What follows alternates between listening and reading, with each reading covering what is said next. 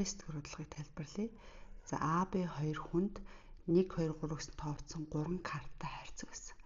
Тэд өөр өөрийн хайрцагнаасаа санамсруугаар нэг карт суулна. Аль их тоо суулсан нь хожино. Тэнцүү тоо суулсан бол тэнцнэ. За тэгвэл нэгдүгээр асуулт нь эхний удаа тэнцэх магадлалыг олъё гэсэн. За нэг карт суулгахад эгэл үзэгдэл нь буюу нийт боломж нь за эхнийх нь нэгдүгээр хүний гаргасан карт, хоёрдугаар нь хоёрдугаар хүний гаргасан карт. Эхний үнийг гаргавал хоёрдугаар хүн хоёрыг гаргаж болно. Нэгийг гаргасан бол хоёрдугаар хүн хоёрыг, нэгийг гаргасан бол хоёрдугаар хүн гурыг гэдэг. Дараа нь эхний хүн хоёрыг гаргасан бол гээл 2 1 2 2 2 3 гэд ингээд нийт боломжийг бичгээр энд ингээд 9 боломж. За тэгвэл энд тэнцэх магадлал нь хэд байгаа вэ гэсэн чинь тэнцэн тэгэхээр хоёулаа нэг дугаар эсвэл 2 2 3 3 гэд 3 боломж байгааз. Тэгэхээр манай хамгийн ихний нэгдүгээр боломж нь тэнцэх магадлал нь хэд вэ гэхээр нийт 9 боломж байхад тэнцэх магадлалын дотор 3 шиг байна. Тэгэхээр магадлал нь 3-1 буюу манай А нь болохоор 1, Б нь болохоор 3 гэсэн үг. За эндээс нэг удаагийн үйлдэлээр хожих, тэнцэх, хожигдох магадлал нь бүгдээрээ адилхан гинэ. За бүгд тэнцгийг олсон тий. За одоо хожих магадлалыг олъё. За би 2 дугаар хүний хожихыг сонирхоодох тий. Тэгэхээр 2 дугаар хүн их дугаартай карт гарсан гэсэн үг. За тэгэхээр 2 дугаар хүн хоцсон байна. Эсвэл 2 дугаар хүн хоцсон гэхээр энд 3 шиг байна. А 2 дугаар хүний хувьд хожигдсон нь болохоор 1 2 3 байна. За тэгэхээр аль нэг хүний сонгож авахд адилхан гэсэн үг шүү дээ. За тэгэхээр одоо хожигдох магадлал нь хэд байгаа гэж чинь 9 дотор жишээл 2 дугаар хүний хувьд хожигдох нь 3 шиг байна. Тэгэхээр хожигдох магадлал нь 3-1. За тэгэхээр өөрөөр хэлбэл энэ үйлдэлээр хожих, тэнцэх, хожих магадлал нь бас бүр 3-1 юм байна шүү дээ. Тэнцэн нь 3-1, хоцсон нь 3-1, хожигдсон нь үлдсэн нь 3-1. За би нэг хүний сонгож аваад нөгөөний хувьд бас яг адилхан. За тэгэхээр одоо манай тэр С нь болохоор 3 байсан байна шүү дээ. За 2 дугаарт нь болохоор яасан гэсэн чинь суусан картаа буцааж хийгээд дахиж нэг карт суулгах замаар 2 удаагийн тоглолт хийсэн. Тэгэхээр А тоглогч хожихгүй байх. Тэгэхээр А тоглогч хожихгүй байх юм байна. За тэгэхээр үргэлж 2 удаа тоглолт хийсэн байна шүү дээ. А тоглогч хожихгүй байна гэж чинь эхний удаа хожихгүй байх магадлал нь хэд юм гэсэн чинь хожихгүй гэдэг нь нөгөө дандаа хожигдсон хэлээд байгаа тий. Хожигдсон дээр нь нэмээд тэнцэх нь бас байж болно шүү дээ. Хожихгүй, тэнцсэн гэдэг чинь хожаагүй л гэсэн үг. За тэгэхээр өөрөлдвөл энэ дотор манай А хүний хувьд хожихгүй байх магадлал нь гэхээр А хүн гэдэг чинь би нэгдүгээр хүн энийг хэлж байгаа. Хожихгүй байх магадлал нь энэ дотор хэд байгаа вэ гэхээр хоцсны тоолч. Хоцсон болохоор А хүний хоцсон боломж нь 1 шиг байна, 2 шиг байна, 3 шиг байна. Бусанд нь болохоор хожигдсон эсвэл тэнцсэн. За тэгэхээр хожоогүй учраас 9 дотор 6 дотор нь ингээд хожоогүй гэсэн үг. Хожигдсон бас тэнцсэн. За дахиад тоглолоо, дахиад хожоогүй гэсэн үг. За тэгэхээр эндээс юу болсон гэсэн нэрийг хураалаа. А хүний хожихгүй байх магадлал нь 3-1, дахиад тоглоод А хүн хоцсонгүй. Тэгэхээр нь бол 9-4 гарна. Тэгэхээр манай Д нь болохоор 4, Е нь болохоор 9 болчихно. За хожих гэдэг дээр яг хоцсныг оруулж байгаа. Тэгэхээр хожоогүй гэдэг чинь тэнцэн буюу хожигдсон хоёр нь энэ дотор хоёул орж байгаа гэсэн үг шүү. За ингээ хоёр дахь нь. За гурав дахь нь яг энэ аргаар 3 удаа тоглох үед тоглогчдын хожлын тоон тэнцүү байна гинэ. За 3 удаа тоглосон чинь хожлын тоон тэнцүү. За нэгдүгээрт яах вэ гэсэн чинь 3 удаа тоглохдоо хоёулаа тэнцсэн бичлээ шүү дээ. Тэ нэгдүгээртэнд тэнцсэн, 2 дугаар үйлдэл дээр тэнцсэн, 3 дугаар үйлдэл дээр ч хоёулаа тэнцсэн. За тэгэхээр яасан гэсэн чинь хоёр хүний хоёулаа нэгдүгээр хүн 3 удаа тэнцсэн байна, 2 дугаар хүн ч 3 удаа тэнцсэн буюу энэ үед тоглогчдын хожлын тоон тэнцүү гэсэн. За тэгэхээр энэ хоёрын хоёулангийнх нь тэнцсэн байх боломж нь 3 шиг байна тий. За тэгэхээр энэ хоёулаа тэнцсэн байх магадлалын олыг бол эхний удаа хоёулаа тэнцэх магадлал нь 3-1 байсан тий. Дараагийн удаа хоёулаа тэнцэх нь 3-1, дараагийн удаа хоёулаа тэнцэх нь 3-1. За ингээд тэнцэх магадлал нь бол 27-1 юм байна. За дараа нь болохоор хоёулаа хожлын тоон тэнцүү байна гэхээр нэгдүгээр хүн хоцсон байхад хоёрдугаар хүн хожигдчихээ. За тэгвэл нэгдүгээр хүн хоцсон чинь нэгдүгээр хүн хоцсон нэг тоглолт байна. Тэгвэл хожигдсон нэг тоглолт байвал тэр үед хоёрдугаар хүн хоцсон байна. За одоо яасан гэсэн чинь хоёр тоглолтын дараа хоёулаа нэг хожоод нэг хожигдсан байна. Тэгвэл 3 дугаар тоглолт хин нэг хожиж болохгүй. Хэрвээ энэ хожижвол энэ хожигдно буюу 2 дугаар хүн 2 хожигдоод нэг хоцсон болчих. Нөгөөх нь 2 удаа хожоод 1 удаа хожигдсан. За тэгэхээр тэнцүү байхын тулд яах вэ гэсэн чинь 3 дахь тоглолтод хоёулаа тэнцсэн гэсэн үг. За тэгсэн чи одоо ингээд багцаар явна штэ. Ингээд энэ гурвыг дотор нь сэлгэх гэсэн үг. Өөрөвл 1-р хүн хоцсон, 2-р хүн хоцсон, энд хоёулаа тэнцсэн. За тэгэхээр тоглолтын дараалал нь өөр гэж болно штэ. Энэ тэнцсэн тоглолт нь эхэндээ гэж болно, дундаа гэж болно. Гэх мэтлэн энэ гурыг дотроос сэлгэх боломжийн тоо нь 3, 2, 1. Өөрөвл эхлээд энэ 3 тоглолтыг айлныг авчи, дараа нь үлдсэн хоёрын айлныг сонгочи, дараа нь үлдсэн нэгийг авчи буюу ийм байраа сэлгэх боломжийн тоо 6. За тэгчээд одоо яасан гэсэн чинь 1-р хүн ингээд хоцсон. За 1-р хүнд хоцсон бол хожих магадлал нь 3-1. 1-р хүн хожигдчихлоо гэх юм бол энд магадлал нь 3-1. Хоёулаа тэнцчлээ гэхээр бас магадлал нь 3-1. За энэ маань болохоор 1 удаагийн тоглолтод ч тийм. За тэнгуүл энэ чинь байрлалаа солиод 6 анзаарч байна.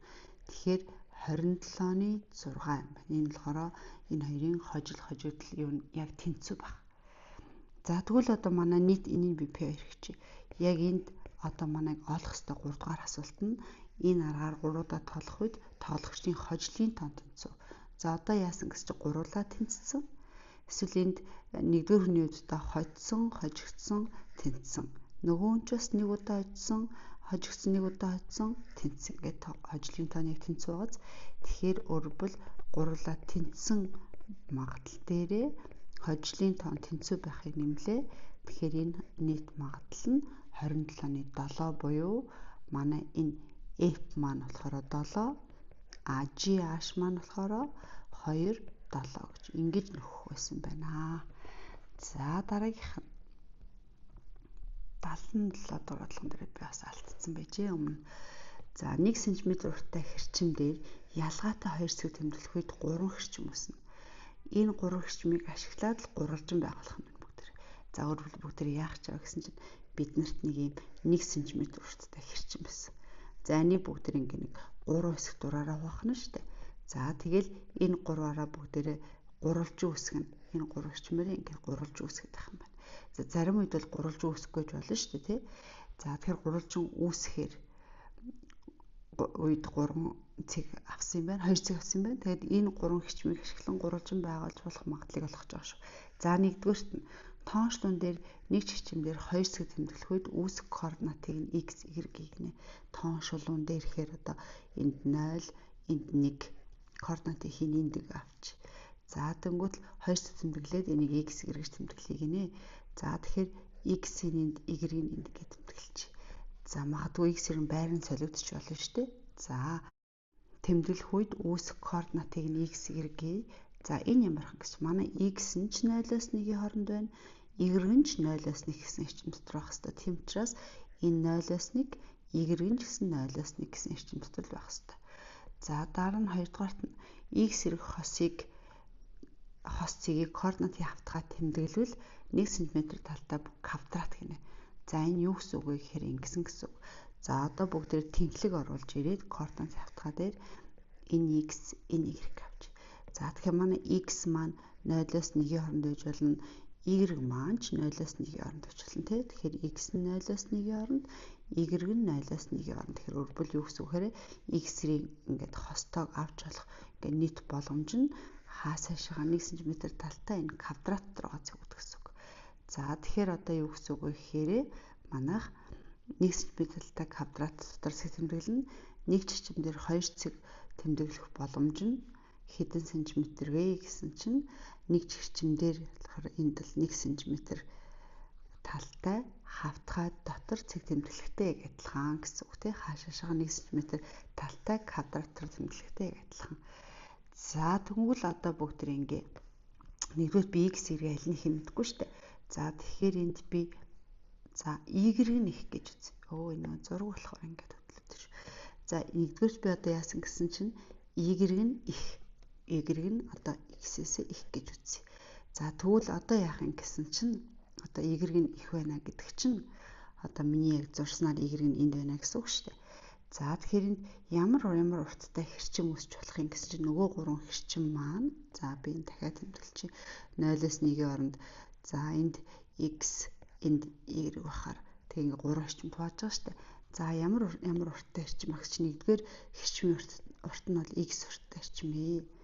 Хоёрдугаар хэрчмийн урт нь юу юм гэсэн чинь энэ хүртэл y энэ хүртэл x шүү дээ. Тэгэхээр энэ хэрчмийн уртыг олъё гэхээр бүгдээр яг уу y-гээс x авсан те энд. За 3 дахь хэрчмийн уртыг яаж ажиллах юм гэсэн чинь энэ зайн 1 тэгээд эндээсээ y-ийг насгаар 3 дахь хэрчмийн урт нь 1-ээс y болчихно. Тэгэхээр одоо бүгдээр яасан гэсэн чинь x y-гээс x 1-ээс y гэсэн ийм 3 урттай хэрчмээр гурвалжин байгуулах гэсэн үг. Тэгэхээр одоо энд байгаа d маань 1 болж таарах нь шүү. За одоо тэгээд энд юу ингээд тэнцвүүлж үүсгэсэн бэ гэхээр та одоо гурвалжны тэнцвэр шиг саны бүгдээрээ. За а b c талтай ингээд гурвалжин байлаа гэж үү те. За тэгвэл яах вэ гэсэн чинь энэ цэгээс энэ арай өрх зайн энэ цэгээс тойроод энэ арай өрх зайнаас бага байх хэвээр те. Буюу гурвалжны хоёр талын нийлбэр нь 3 дахаас заавал их байх хэвээр. Заавал энэ хоёр дээр биш шүү дээ. AC тал дээр талын уртнаас B-гээс их байх хэвээр. За одоо BC хоёр талын уртыг нэмэхээр A-гаас их байх хэвээр. Ийм тэнцвэрч биелжээвэл энийг гурвалжны тэнцвэр гэж байгаа. За тэгэхээр энэ дээр бичсэн шүү дээ. Би гурвалжны 3 талын нэм чинь ерөөсөө энэ баг хоёр талын нэмлээ аль нь баг мэдэхгүй л дээ. Энэ маань 1-ээс y-гээс их байх хэвээр.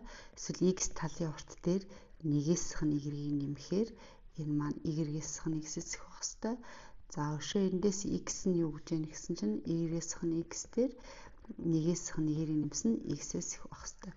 Энэ гурвын огтлцлыг нэгэн зэрэг хангах хэвээр гэсэн үг. За тэрийг болохоор бүгд энд бичсэн байна. За энд нөгөө 3 утсан байна те. За одоо энэ 3 эмэгтэй нэ гэж байна. За тэгэхээр энэ 3-ыг эмэгтэйгээр юу болох юм гэсэн чинь x нь хураагдчих юм байна. Хас 2 y уршаа гарахаар 2 y нь 1-ээс их.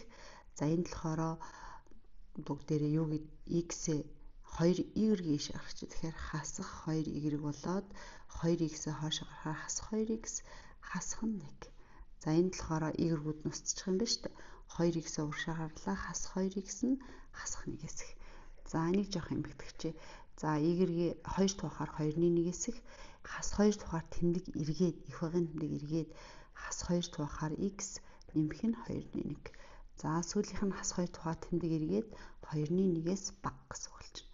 За тэгэхээр одоо эндээс ингээ харсан бүгдээр нөх юм харъя.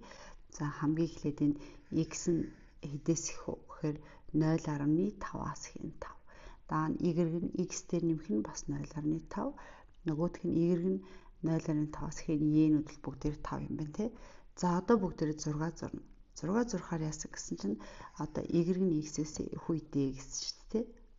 За одоо манай y нь x-ээс их үйт гэсэн. За энийг би энэ өөрөө тусдан зурж харуулъя те. За одоо бүгдээрээ яах гэж байгаа лээ гэсэн чинь x y гэсэн цэгийн координатууд маань x нь 0-оос 1-ийн хооронд байх хэвээр y нь бас 0-оос 1-ийн хооронд байх хэвээр. За тэгэд энэ нөхцөлийг хангахсан y нь x-ээс их эн чи юу юм гэсэн чинь y ертөнцийн x гэдэг шулуун 0 ахад 0 1 байхад 1 гээд за энэ шулуунаас их байх хэвээр гэхээр за энэ дээр байх хэвээр гэсэн үг нэг зурх юм бол. За дараагийнх нь x нь 0.5-аас бага гэнэ. Тэгэхээр x тэнцүү 0.5 гэдэг маань энэ шулуун те 0.5-аас бага гэхээр одоо энэ хэсэгт гэсэн үг. За дараа нь y нь 0.5-аас их гинэ. Тэгэхээр y нь 0.5-ыг дайрсан энэ шулуун. За энэс их.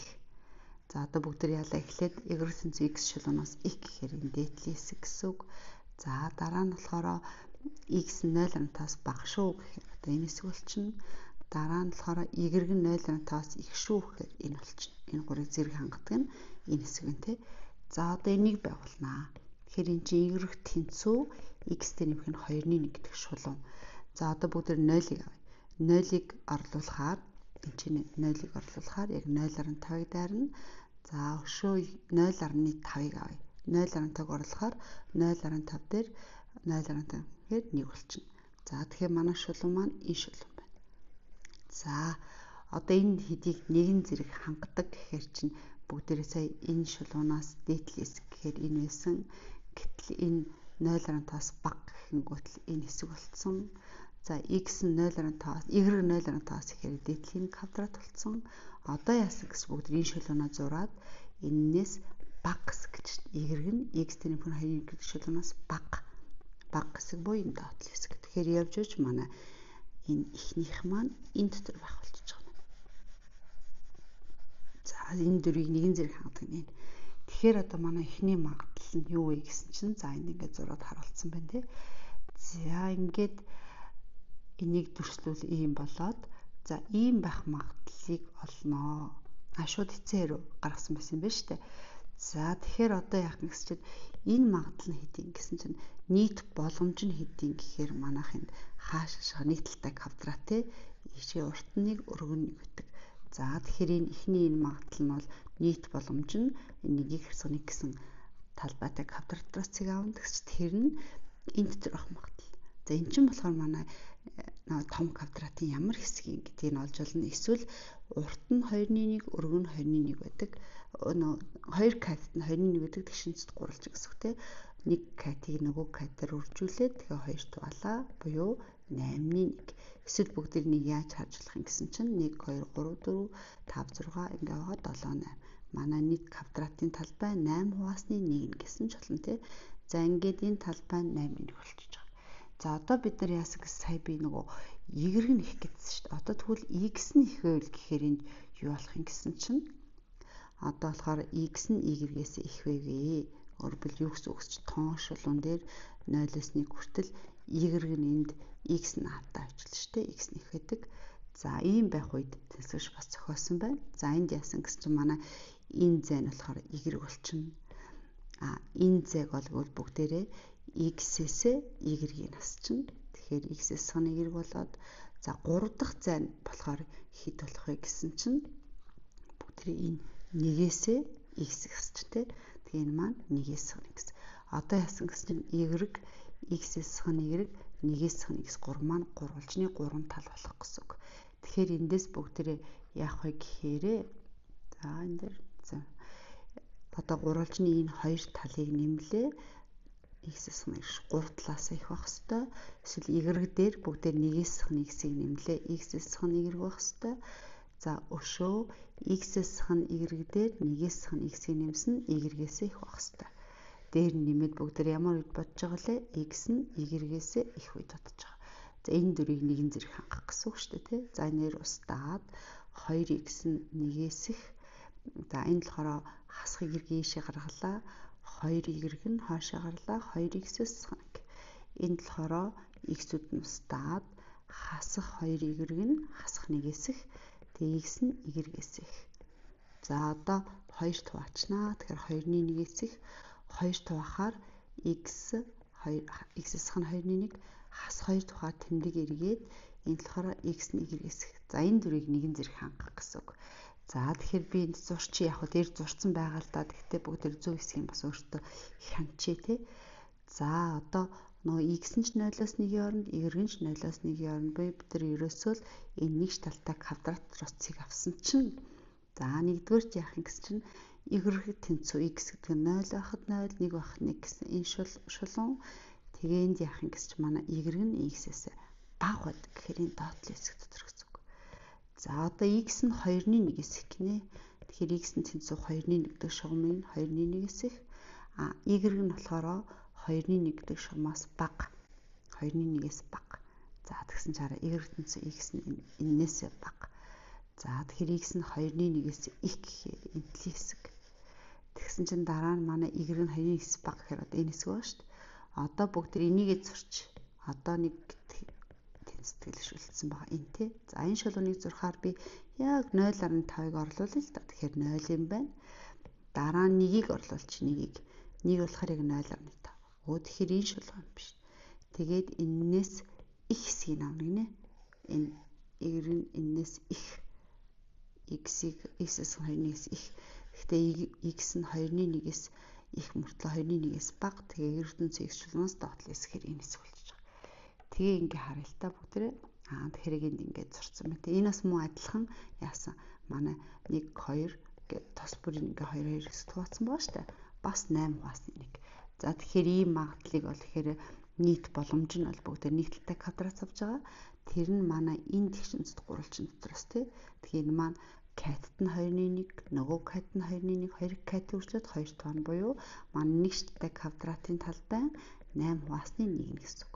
За эцэцэд яг ухаар энэ дотроос авч болно, энэ дотроос авч болно. Энэ хоёр нийлээд манай эцсийн хариу нь юу болох вэ гэсэн чинь нэгдүгээр магадлал дээрээ хоёрдугаар магадлалаа нэмээд 8-ны 1 дээр нэмэх нь 8-ны 1 буюу эцсийн хариу 8-ны 2 буюу энэ 4-ний 1 гэсэн энэ талбай дотор байх үед энэ дотор байх үед л манайх гурвалжин үүсэх юм байна гэсэн үг. Тэгэхээр энэ F нь 4 гэсэн хариутай ажээ.